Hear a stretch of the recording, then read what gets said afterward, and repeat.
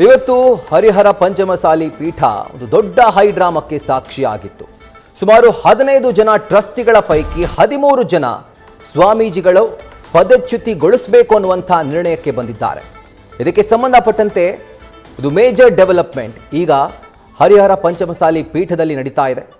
ಸ್ವಾಮೀಜಿಗಳನ್ನ ಪದಚ್ಯುತಿಗೊಳಿಸಲಾಗಿದೆ. ಪಂಚಮಸಾಲಿ ಪೀಠದಿಂದ ವಚನಾನಂದ ಶ್ರೀಗಳನ್ನ ಉಚ್ಚಾಟನೆ ಮಾಡಲಾಗಿದೆ. ಹರಿಹರದ ವೀರಶೈವ ಲಿಂಗಾಯತ ಪಂಚಮಸಾಲಿ ಪೀಠ ಇದರ ಪೀಠಾಧ್ಯಕ್ಷರಾಗಿದ್ದರು. ಈಗ ಪೀಠದಿಂದ ಶ್ರೀಗಳನ್ನ ಪದಚ್ಯುತಿಗೊಳಿಸಿ ನಿರ್ಧಾರವನ್ನ ತೆಗೆದುಕೊಳ್ಳಲಾಗಿದೆ. ಇದರ ಕುರಿತಾಗಿ ಪಂಚಮಸಾಲಿ ಪೀಠದಲ್ಲಿ ಟ್ರಸ್ಟಿ ಬಸವರಾಜ್ ಮಾಹಿತಿಯನ್ನು ಕೊಟ್ಟಿದ್ದಾರೆ. ಶ್ವಾಸಪೀಠ ಅಥವಾ ಹರಿಹರ ಪೀಠ ಎರಡಕ್ಕೂ ಕೂಡ ಅವರೇ ಪೀಠಾಧ್ಯಕ್ಷರು. ಹೀಗಾಗಿ ಎರಡರಲ್ಲಿ ಒಂದನ್ನು ಆಯ್ಕೆ ಮಾಡಿಕೊಳ್ಳಿ ಅಂತ ನಾವು ಅವ್ರಿಗೆ ಹೇಳಿದ್ವಿ.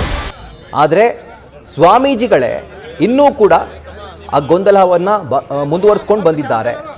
ಗೊಂದಲವನ್ನು ಅದೇ ಥರ ಮುಂದೂಡಿಕೆ ಮಾಡಿಕೊಂಡೇ ಬಂದಿದ್ದಾರೆ. ಎರಡರಲ್ಲಿ ಒಂದು ಆಯ್ಕೆ ಮಾಡಿಕೊಳ್ಳಿಕ್ಕೆ ನಾವು ಆಪ್ಷನ್ ಕೊಟ್ಟಿದ್ವಿ. ಆದರೆ ಎರಡನ್ನೂ ಕೂಡ ಅವರು ತಮ್ಮ ಬಳಿಯೇ ಇಟ್ಕೊಂಡಿದ್ದಾರೆ. ಅಂದರೆ ಪಂಚಮಸಾಲಿ ಪೀಠ ಅದರ ಜೊತೆಗೆ ಶ್ವಾಸಪೀಠ ಎರಡರ ಪೀಠಾಧ್ಯಕ್ಷರು ಕೂಡ ಅವರೇ ಆಗಿರೋದ್ರಿಂದ ಒಂದನ್ನು ಆಯ್ಕೆ ಮಾಡಿಕೊಳ್ಳಿ ಅಂತ ನಾವು ಹೇಳಿದ್ವಿ. ಸ್ವಾಮೀಜಿಗಳು ಮಾಡಿಕೊಂಡಿಲ್ಲ. ಹೀಗಾಗಿ ಟ್ರಸ್ಟಿಗಳು ಇವತ್ತು ಸಭೆ ಮಾಡಿ ಸುಮಾರು 15 ಜನ ಟ್ರಸ್ಟಿಗಳ ಪೈಕಿ 13 ಜನ ಸ್ವಾಮೀಜಿಗಳ ಪದಚ್ಯುತಿ ಆಗಬೇಕು ಅಂತ ಹೇಳಿ ನಿರ್ಣಯವನ್ನು ಅವರು ಕೈಗೊಂಡಿದ್ದಾರೆ. ಹೀಗಾಗಿ ಪಂಚಮಸಾಲಿ ಪೀಠದಿಂದ ಸ್ವಾಮೀಜಿಗಳನ್ನ ಪದಚ್ಯುತಿಗೊಳಿಸಲಾಗಿದೆ. ಇದಕ್ಕೆ ಸಂಬಂಧಪಟ್ಟಂತೆ ಮಠದ ಮುಂಭಾಗ ಒಂದು ಹೈಡ್ರಾಮವೇ ನಡೆದು ಹೋಗಿತ್ತು. ಆ್ಯಂಡ್ ಇದಕ್ಕೆ ಸಂಬಂಧಪಟ್ಟಂತೆ ಟ್ರಸ್ಟಿಗಳು ತೆಗೆದುಕೊಂಡಂಥ ನಿರ್ಣಯಕ್ಕೆ ಸಂಬಂಧಪಟ್ಟಂತೆ ಟ್ರಸ್ಟಿ ಬಸವರಾಜ್ ಮಾಹಿತಿಯನ್ನು ನೀಡಿದ್ದಾರೆ.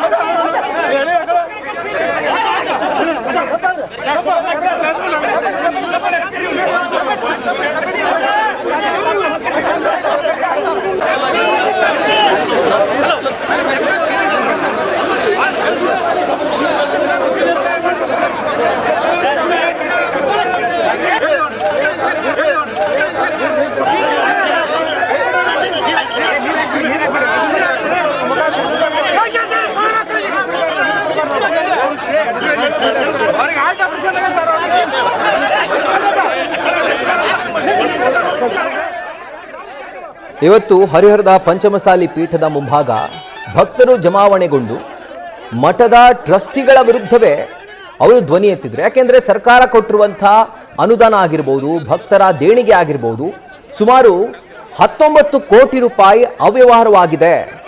ಟ್ರಸ್ಟಿಗಳು ತಮಗೆ ಬೇಕಾದಂಥ ಸದಸ್ಯರುಗಳನ್ನು ಟ್ರಸ್ಟಿಗಳನ್ನಾಗಿ ಮಾಡಿಕೊಂಡು ನೇಮಕ ಮಾಡಿಕೊಂಡು ಕುಟುಂಬಸ್ಥರನ್ನ ನೇಮಕ ಮಾಡಿಕೊಂಡು ಅವರು ಅಂಧಾ ದರ್ಬಾರ್ ನಡೆಸ್ತಿದ್ದಾರೆ ಅನ್ನುವಂಥ ಆರೋಪವನ್ನು ಮಠದ ಭಕ್ತರೇ ಮಾಡಿದ್ರು. ಇದಕ್ಕೆ ಸಂಬಂಧಪಟ್ಟಂತೆ ಇವತ್ತು ಮಠದ ಮುಂಭಾಗ ಪ್ರತಿಭಟನೆಗಳನ್ನು ಕೂಡ ಮಠದ ಭಕ್ತರು ಮಾಡ್ತಾ ಇದ್ರು.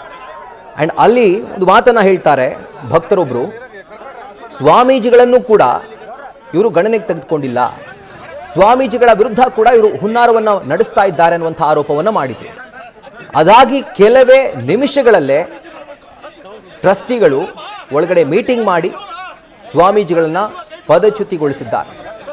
ಅಂದರೆ ಈ ಒಂದು ಮೀಟಿಂಗ್ನಲ್ಲಿ ಆಡಳಿತಾಧಿಕಾರಿ ಇಲ್ಲ, ಮಠಕ್ಕೆ ದೇಣಿಗೆ ನೀಡಿದಂಥ ಭಕ್ತರಿಲ್ಲ, ಸ್ವಾಮೀಜಿಗಳಿಲ್ಲ. ಈ ಮೀಟಿಂಗ್ನಲ್ಲಿ ಪೀಠಾಧ್ಯಕ್ಷರೇ ಇಲ್ಲದಿರುವಂಥ ಮೀಟಿಂಗ್ ಅದು. ಬರೀ ಟ್ರಸ್ಟಿಗಳು ಸೇರಿಕೊಂಡು 15 ಜನ ಟ್ರಸ್ಟಿಗಳು ಸೇರಿಕೊಂಡು ಒಂದು ಮೀಟಿಂಗನ್ನು ಮಾಡಿ ಈ ಮೀಟಿಂಗ್ನಲ್ಲಿ ಸ್ವಾಮೀಜಿಗಳನ್ನು ಪದಚ್ಯುತಿಗೊಳಿಸಬೇಕು ಅಂತ ಹೇಳಿ ನಿರ್ಣಯವನ್ನು ಅವರು ಕೈಗೊಳ್ತಾರೆ. ಸುಮಾರು 13 ಜನ 15 ಜನರ ಪೈಕಿಯಲ್ಲಿ 13 ಜನ ಟ್ರಸ್ಟಿಗಳು ಪದಚ್ಯುತಿ ನಿರ್ಧಾರಕ್ಕೆ ಸಹಮತವನ್ನು ಸೂಚಿಸ್ತಾರೆ. ಹೀಗಾಗಿ ಪಂಚಮಸಾಲಿ ಪೀಠದಿಂದ ವಚನಾನಂದ ಶ್ರೀಗಳನ್ನು ಪದಚ್ಯುತಿಗೊಳಿಸಲಾಗಿದೆ. ಮಠದ ಮುಂಭಾಗ ಇನ್ನೂ ಕೂಡ ಬಿಗುವಿನ ವಾತಾವರಣ ಇದೆ ಅನ್ನುವಂಥ ಮಾಹಿತಿ ಲಭ್ಯವಾಗ್ತಾ ಇದೆ. ಈಗ ನೋಡ್ತಿರುವಂಥದ್ದು ಇವತ್ತು ಬೆಳಗ್ಗೆ ಆದಂಥ ಒಂದು ಪ್ರತಿಭಟನೆಯ ವಿಜುವಲ್ಸ್. ಲೆಕ್ಕ ಕೊಡಿ ಮನೆಗೆ ನಡಿ ಅನ್ನುವಂಥ ಘೋಷವಾಕ್ಯದಡಿಯಲ್ಲಿ ಮಠದ ಭಕ್ತರೇ ಟ್ರಸ್ಟಿಗಳ ವಿರುದ್ಧ ಪ್ರತಿಭಟನೆಯನ್ನ ಮಾಡ್ತಾ ಇದ್ರು. ಆ ಸಂದರ್ಭದಲ್ಲಿ ಓರ್ವ ಅಸ್ವಸ್ಥ ಕೂಡ ಆಗಿದ್ರು. ಸೊ ಇಷ್ಟೆಲ್ಲ ಹೈಡ್ರಾಮದ ನಂತರ ಮಠದ ಒಳಗಡೆ ಮೀಟಿಂಗ್ ಅನ್ನ ಮಾಡ್ತಾರೆ ಟ್ರಸ್ಟಿಗಳು. ಆ ಮೀಟಿಂಗ್ನಲ್ಲಿ ಆಡಳಿತಾಧಿಕಾರಿ ಇಲ್ಲ, ಪೀಠಾಧ್ಯಕ್ಷರಿಲ್ಲ, ಯಾವ ಮುಖಂಡರು ಇಲ್ಲ, ಕೇವಲ ಟ್ರಸ್ಟಿಗಳು. ಆ್ಯಂಡ್ ಭಕ್ತರು ಮಾಡ್ತಿರುವಂಥ ಆರೋಪ ಏನು, ಆ ಟ್ರಸ್ಟಿಗಳ ಪೈಕಿ ಕೂಡ ತಮ್ಮ ಮಾವನನ್ನ, ತಮ್ಮ ಅಳಿಯನನ್ನ, ಈ ರೀತಿಯಾಗಿ ಸಂಬಂಧಿಕರನ್ನೇ ನೇಮಕ ಮಾಡಿಕೊಂಡು ಏಕಪಕ್ಷೀಯವಾಗಿ ನಿರ್ಧಾರವನ್ನು ಕೈಗೊಳ್ತಿದ್ದಾರೆ ಅನ್ನುವಂಥ ಆರೋಪವನ್ನು ಮಠದ ಮುಂಭಾಗ ಪ್ರತಿಭಟನೆ ಮಾಡ್ತಾ ಇದ್ದಂಥ, ಜೊತೆಗೆ ಮಠಕ್ಕೆ ದೇಣಿಗೆ ನೀಡಿದಂಥ ಭಕ್ತರೇ ಈ ಮಾತನ್ನು ಹೇಳ್ತಿರುವಂಥದ್ದು. ಸೊ ಎಲ್ಲೋ ಒಂದು ಕಡೆ ಅಂಧ ದರ್ಬಾರ್ ಪಂಚಮಸಾಲಿ ಪೀಠದಲ್ಲಿ ನಡೀತಾ ಇದೆಯಾ ಅನ್ನುವಂಥ ಪ್ರಶ್ನೆ ಉದ್ಭವಿಸುವಂತೆ ಮಾಡ್ತಾ ಇದೆ. ಅದಕ್ಕೆ ಸಾಕ್ಷಿ ಅನ್ನೋ ರೀತಿಯಲ್ಲಿ ಯಾವುದೇ ಒಂದು ಸ್ಪಷ್ಟೀಕರಣ ಕೇಳದೆ ಕೇವಲ ಒಂದೇ ಕಾರಣ ಇಟ್ಕೊಂಡು ಇವತ್ತು ಪಂಚಮಸಾಲಿ ಪೀಠದಿಂದ ವಚನಾನಂದ ಶ್ರೀಗಳನ್ನು ಪದಚ್ಯುತಿಗೊಳಿಸಲಾಗಿದೆ.